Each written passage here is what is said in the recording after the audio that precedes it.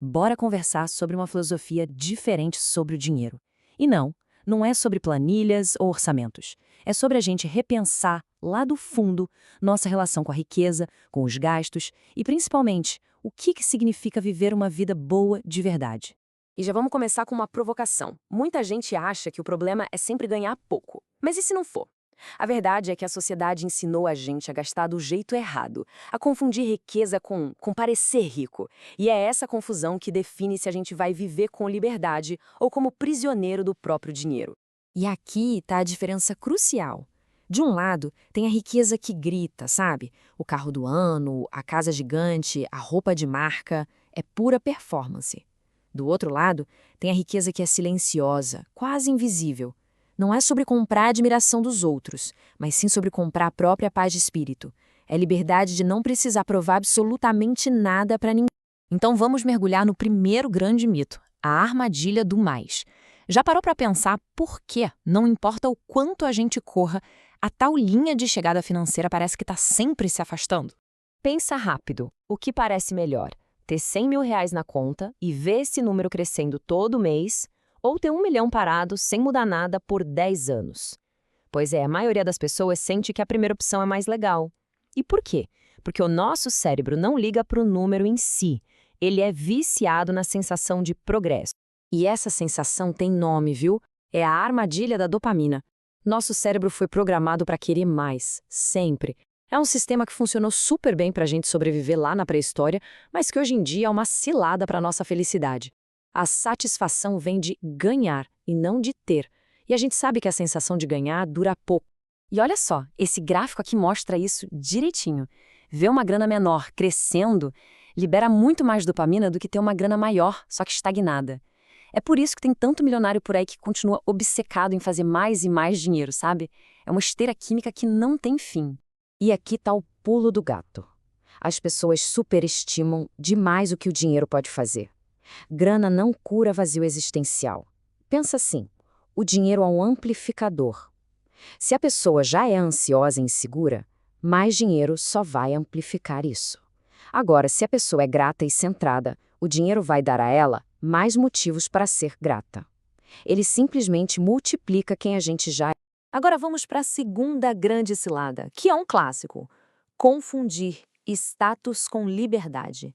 É sobre o preço altíssimo que se paga para ser visto, para parecer rico, achando que isso é a mesma coisa que ser rico.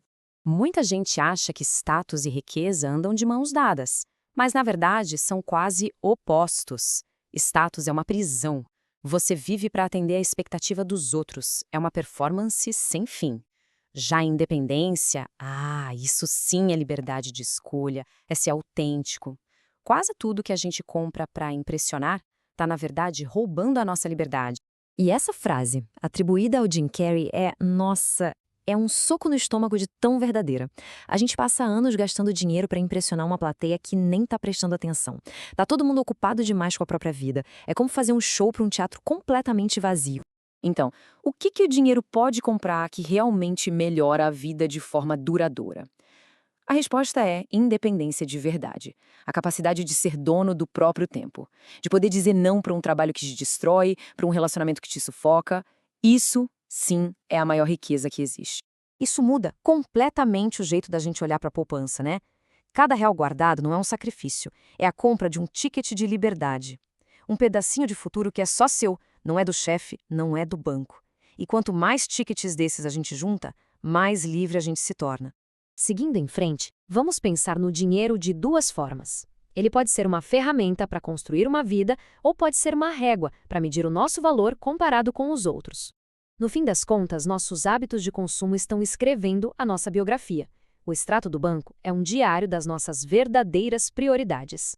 E muitas vezes, o que a gente quer comprar com o dinheiro tem a ver com cicatrizes do passado. Essa citação é de 1929, mas é atual pra caramba. Quem cresceu se sentindo humilhado pela falta de dinheiro, quando finalmente consegue ter, não tá só comprando coisas. Tá, de certa forma, comprando uma vingança simbólica, tentando curar feridas antigas com coisas novas. Agora um exercício mental que é muito poderoso. Imagina que você vive numa ilha deserta. Não tem ninguém, absolutamente ninguém para impressionar. O que você ainda faria questão de ter? Essa pergunta mostra a diferença brutal entre o que a gente quer de verdade, para nosso uso, e o que a gente quer só para mostrar para os outros. Então, no final, a escolha é nossa. A gente pode usar o dinheiro como ferramenta para construir segurança, comprar tempo, criar a vida que a gente quer, ou pode usar como uma régua, vivendo numa competição sem fim com todo mundo, que é um caminho garantido para a infelicidade, porque sempre vai ter alguém com mais. Tá, então como a gente escapa dessas armadilhas todas? Vamos para a parte final. Montar uma nova fórmula para uma vida rica de verdade. E se eu te dissesse que o segredo nunca esteve nos números da conta bancária? A fórmula, se a gente pudesse resumir, seria mais ou menos essa. Independência mais propósito é igual a contentamento. Pensa bem, independência sem propósito é só tédio. E propósito sem independência é frustrante, porque você fica preso a obrigações. Mas quando a gente junta os dois, aí a mágica acontece. Isso nos leva a um paradoxo bem delicado. A gente precisa guardar dinheiro para ser livre, mas também precisa gastar para viver de verdade. Tem a história de um esquiador que gastou tudo viajando pelo mundo e infelizmente morreu jovem num acidente. A lição que ficou foi: que bom que ele fez aquelas viagens. É preciso ter um equilíbrio entre planejar o futuro e viver o agora. Ok, mas e na prática? Como a gente aplica isso? Um bom começo é se fazer 3 perguntas. Primeira, do que eu vou me arrepender no fim da vida se eu não fizer? Segunda, para quem de verdade eu estou tentando mostrar alguma coisa com meus gastos?